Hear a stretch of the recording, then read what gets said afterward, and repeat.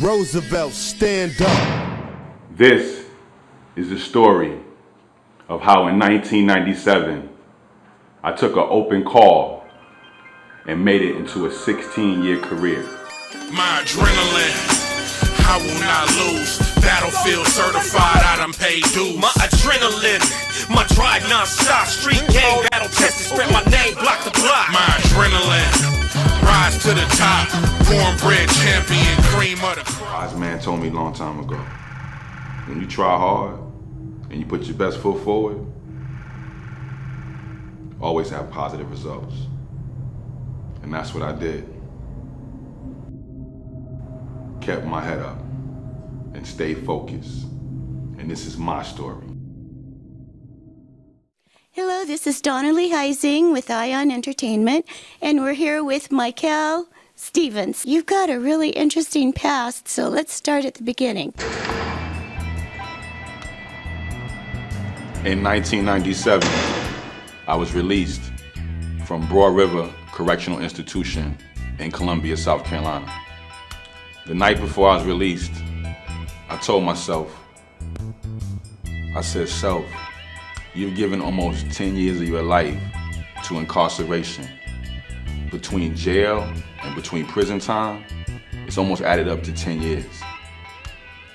And I made an oath to myself at that time that I would never come back to prison again. One of my friends told me before I got out, he said, well, it's only two things right now that I feel like are the biggest money makers. And he said, that's marijuana and that's the black market business. So I said, well, what's the black market business? He said, you know, the piracy of music and film. And of course, marijuana. So when I came home, those are the only two options that I had. And those are the two options that I ventured out for. So I went to New York to meet up with some Jamaicans that I knew. And I knew that they would have the best prices for me and they would have the best thing for me. So when I went to New York, one of my friends, my man Dog, you know, he forced me to go out. We got in the whip and I'm driving.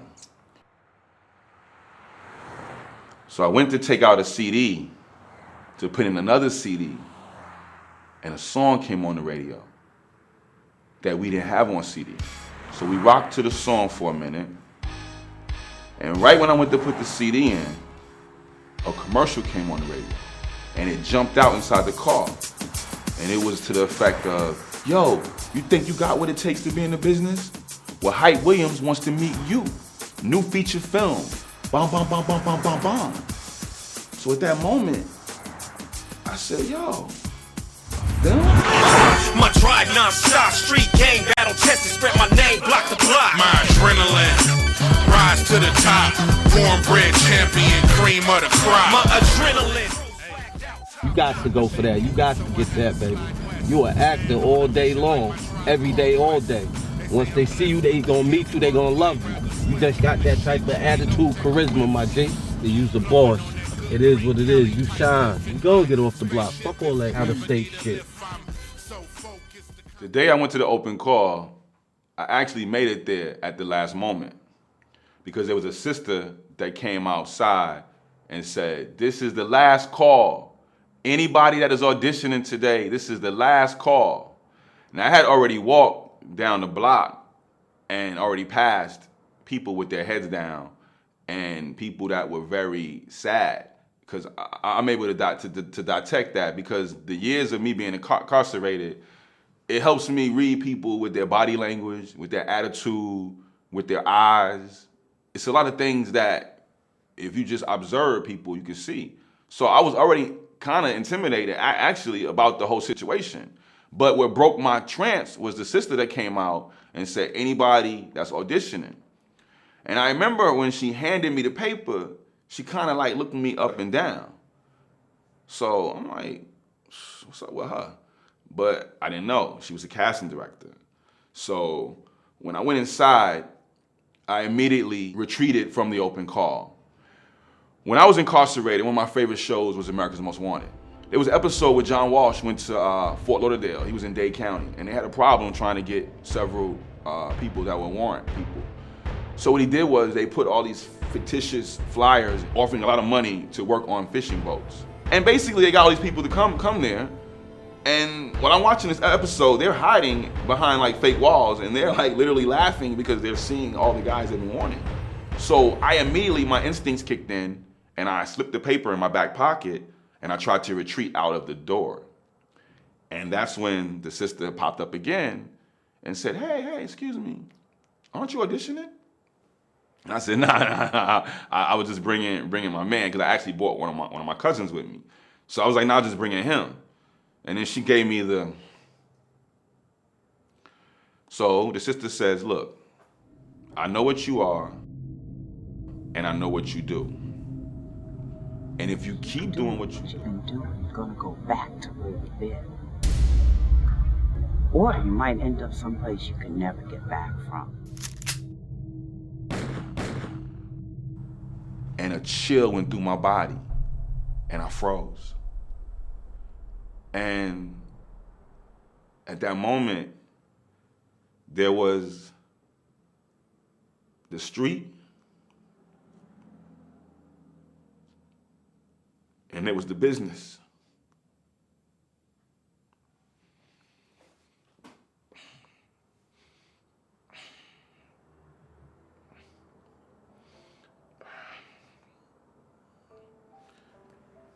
Pop.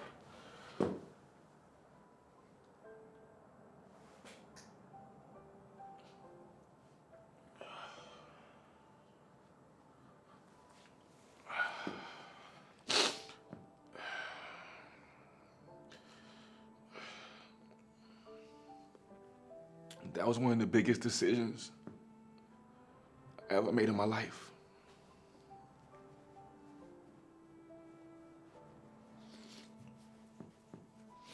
Because now, and I can reflect back to that moment,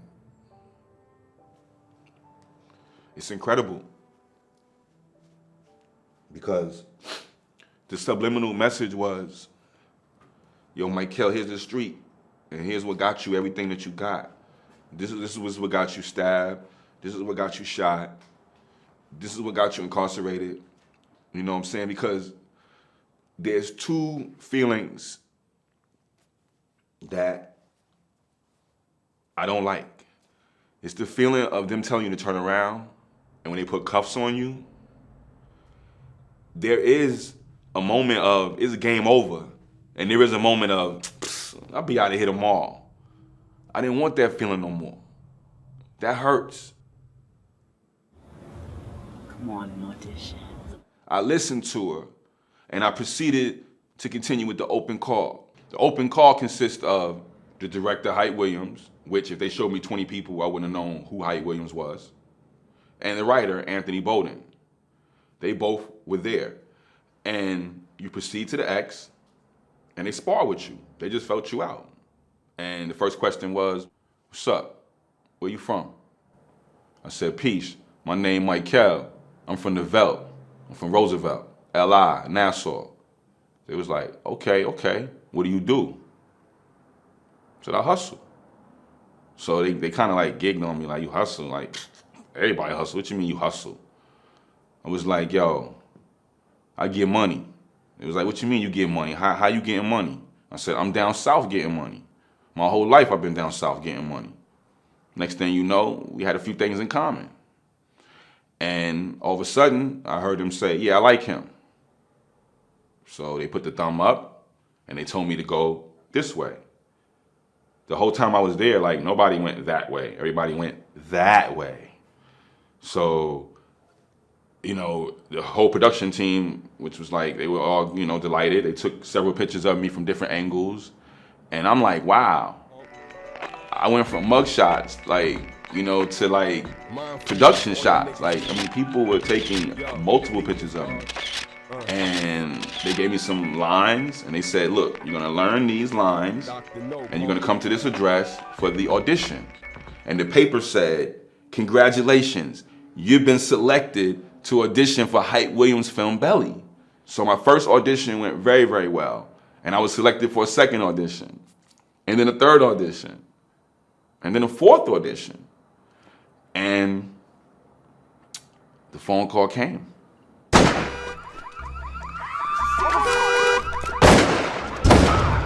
So my pager goes off, and it's a casting director calling me.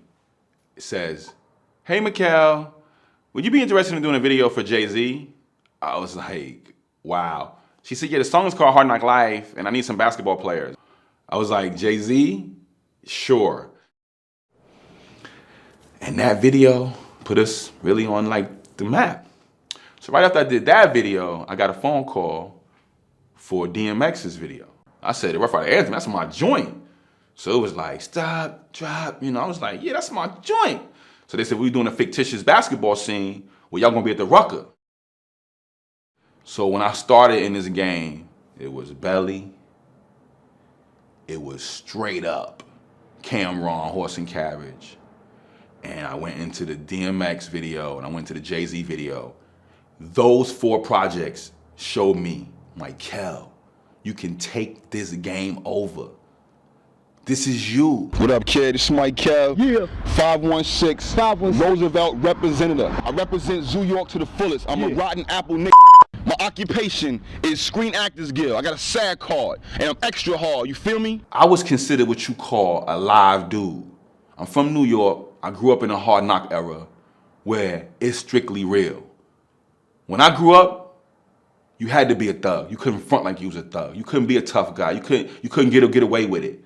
You know what I'm saying? I'm not proud of what I did. I just grew up around a time when there was no opportunities available. There were not too many things to do. So I was brought up around individuals that was like, you have to be an entrepreneur. So those 4 projects showed me the game. And it let me know I can do this. And with the mind of a leader, I just smashed. I just went off. I said, yo, I'm gonna do this. And my grandmother, God bless her soul, Lena Bell, always told me, be 1 hour early. She said, when you 1 hour early, you are on time. And I said, I'm gonna make sure I'm on time. And that, being on time, helped me get so much. And I started just doing videos, movies. I did the movie Ice Grill, you know, and that was big for me. Ice Grill was major. It took over New York. It was just so many opportunities, and I took advantage of everything. I went pedal to the metal. I was diligent. I was resilient. I was hungry. You know, I wanted to show my friends and family, you know, I wanted to show myself. I was proud, so I attacked the industry. And it just started opening up for me. I was in Trace magazine, you know. It was like, I had to show myself. I was proud. Oh, shit. Coming through in anything. Left and right. For real. That's how I do. This is my story, how I stood the test of time, and I'm still here, and I'm not going nowhere. It's only just begun. Strong Island, I represent from NYC to Montauk. I talk the talk and I walk the walk. I'm showing up with condors and hawks, official killers, straight survivor. MICAAL Saheed can't stand funners and liars.